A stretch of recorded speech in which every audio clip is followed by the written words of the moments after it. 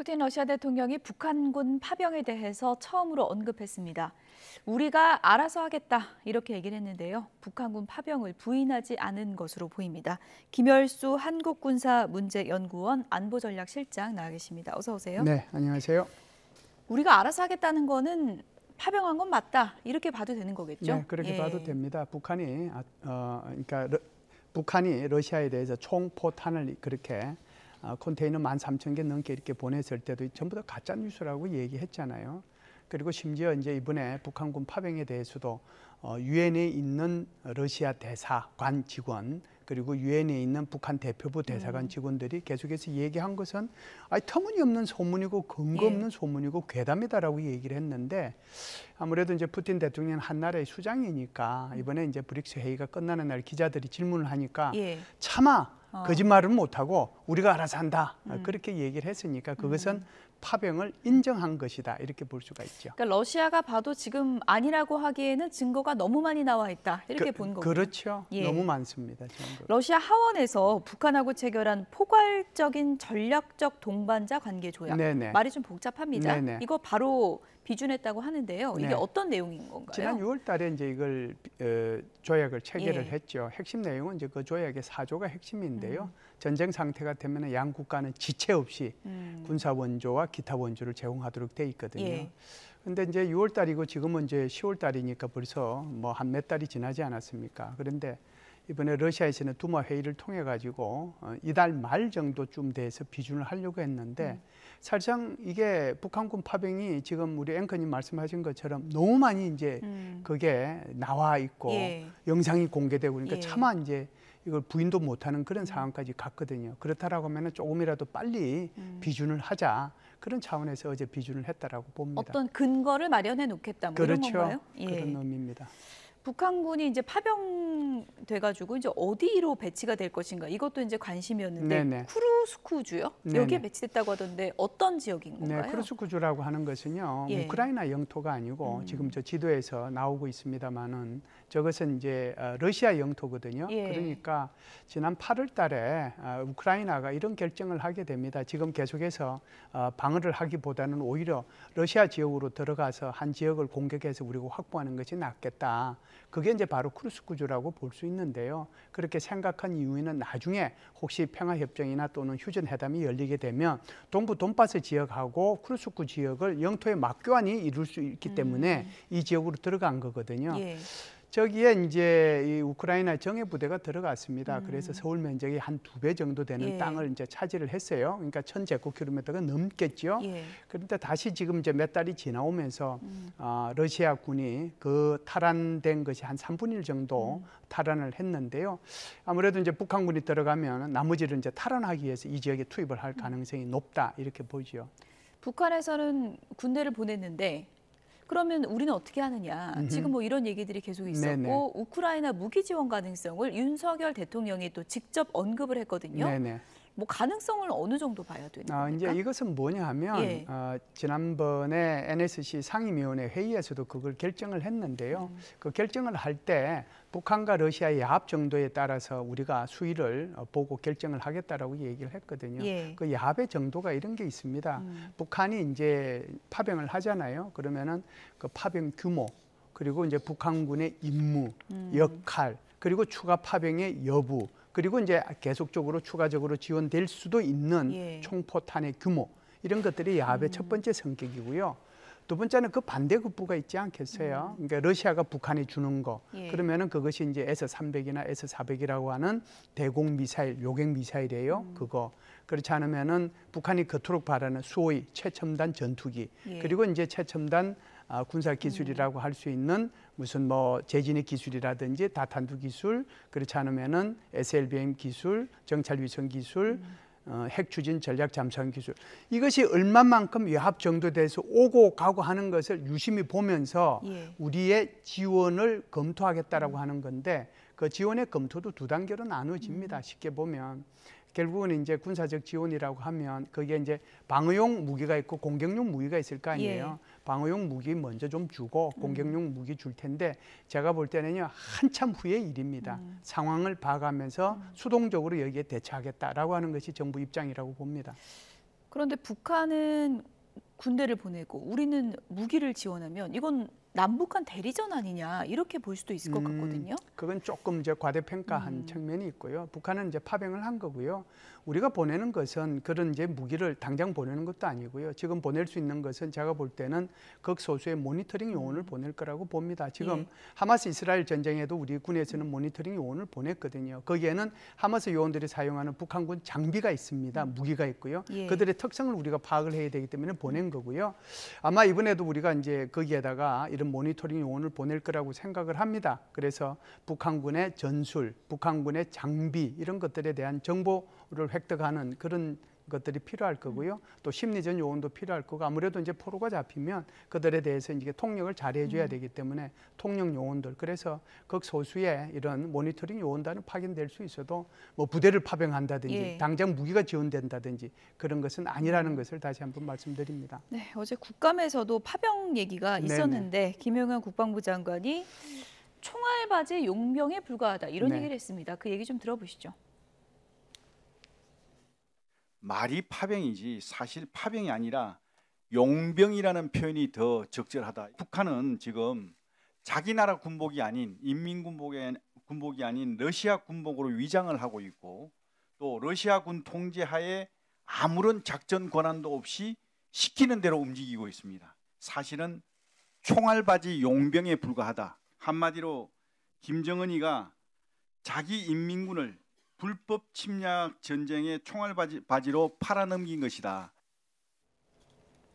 네, 그러니까 파병이 아니라 거의 용병이다. 우리는 이제 그때 얘기를 들었을 때 숙련된 특수부대가 같다 이렇게 알고 있었는데 좀 다른 개념이라는 건가요? 우리가 이제 제일 대비될 수 있는 것이 한국군의 이제 베트남전 파병이라고 보는데요. 그때 우리 그 국기 들고 우리 전투복 입고 그리고 한 송씩 받으면서 이제 우리가 갔잖아요. 그게 이제 맹호부대, 비둘기 부대, 뭐 청룡 부대가 그런 게 해당이 되는데 지금 우리가 동영상을 쭉 보면 북한은 북한 뭐 인공기를 들고 간다든지 또는 북한 군복을 입고 간다든지 하는 것이 하나도 안 나오고 전부 다 러시아제 보급품을 다 받아서 간단 말이죠.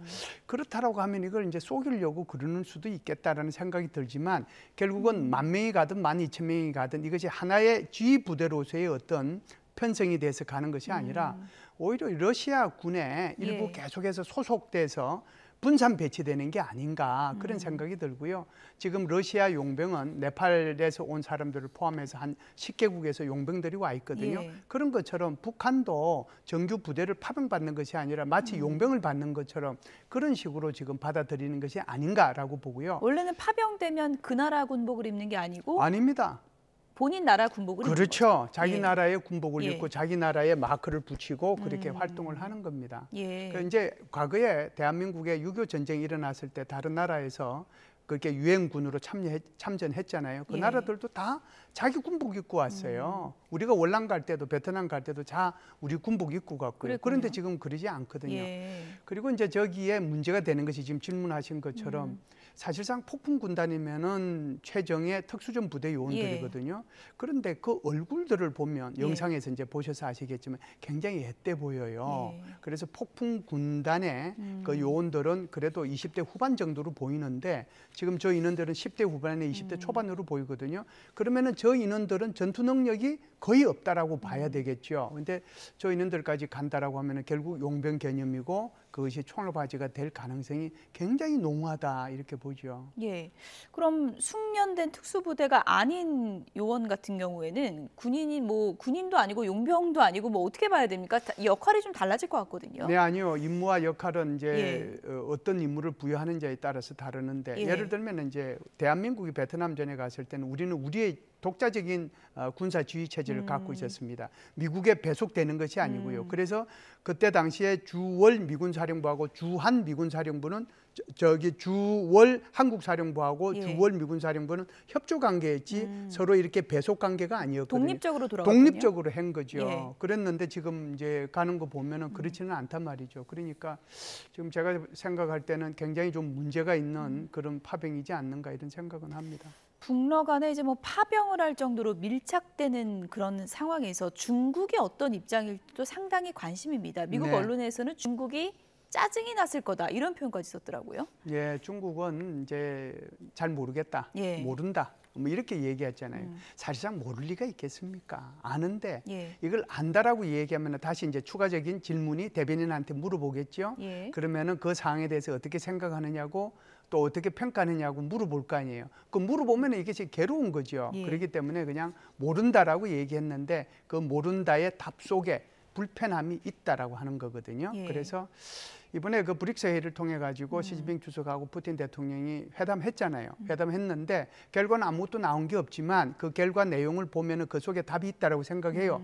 서로가 허심탄회하게 솔직하고 건설적인 얘기를 나눴다. 그 말은 서로의 의견이 많이 달랐다는 것을 의미하는 거잖아요. 예. 그렇기 때문에 아마 중국은 좀 불편한 얘기를 했을 거고 예. 러시아는 러시아대로 방어를 했을 거라고 생각을 어쨌든 합니다. 북한에서 중국의 영향력이 좀 약해지는 듯한 모양새는 시진핑 주석도 원하는 모양새는 아닐 것 같은데 어떤 좀 변화를 꾀할 것 같습니까? 누가 그런 변화를 시진핑 주석 입장에서. 시진핑 주석 예. 입장에서 보면 이게 이제 북한과 중국과의 관계가 좀 대면대면하게 된 것이 예. 하루 이틀이 된 게 아니잖아요. 벌써 몇 개월 전부터 그런 일들이 이제 벌어졌고 그것이 이제 점점점 심화되어 가고 있는 예. 상황인데 특히 이제 북한군의 러시아 파병이 되게 되면 이게 이제 중국으로서는 굉장히 불편한 입장에 처하게 되거든요. 왜 그러냐면 이렇게 되면은 나토군의 일부분 또는 유럽연합에서 훨씬 더 이제 우크라이나를 지원하게 될 거예요. 예. 근데 중국 입장에서 보면은 유럽연합의 가장 큰 수출 대상국이잖아요. 잘 지내야 되는데 오히려 불편해질 수 있는 그렇군요. 거거든요.